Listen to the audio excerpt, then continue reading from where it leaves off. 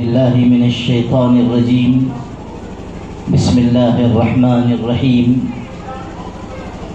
كونوا ربانيين بما كنتم تعلمون الكتاب وبما كنتم تدرسون صدق الله مولانا العظیم۔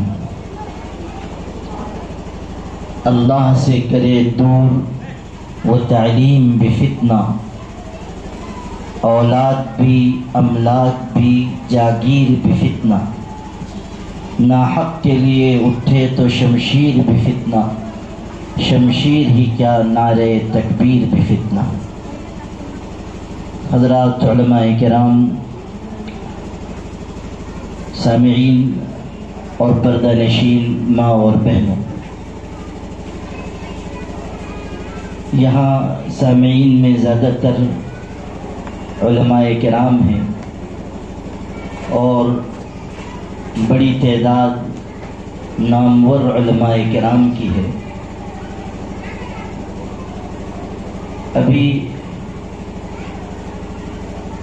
انظر خان صاحب علماء کرام کے نام گنوا رہے تھے، مجھ کو یہ خیال آ رہا تھا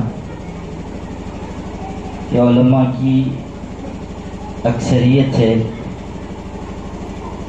اور 12:30 بجے کے بعد علماء کے سامنے تقریر کرنا اپنے آپ کو ان کی اجتماعی بد دعا کا حقدار بنانا ہے۔ ہم لوگوں کا جو نظام ہوتا ہے وہ کھانے کے بعد قیلولے کا ہوتا ہے، اور قیلولہ کسی کے لیے سنت ہو تو ہو، مولویوں کے لیے واجب کے درجے میں ہے۔ آپ لوگوں کا کھانا بھی مؤخر ہو چکا، قیلولہ بھی شاید قضا ہی ہو جائے۔ آپ لوگوں کے غم میں میں برابر کا شریک ہوں۔ ابھی انہوں نے کہا کہ یہ تعزیتی جلسہ نہیں ہے، لیکن اب یہ جلسہ تعزیت بن چکا ہے، اس لیے آپ سب حضرات کی خدمت میں تعزیت مسنونہ پیش ہے۔ وقت ویسا نہیں رہا کہ میں اس موضوع پر یا اس تقریب کی مناسبت سے زیادہ دیر کچھ عرض کروں۔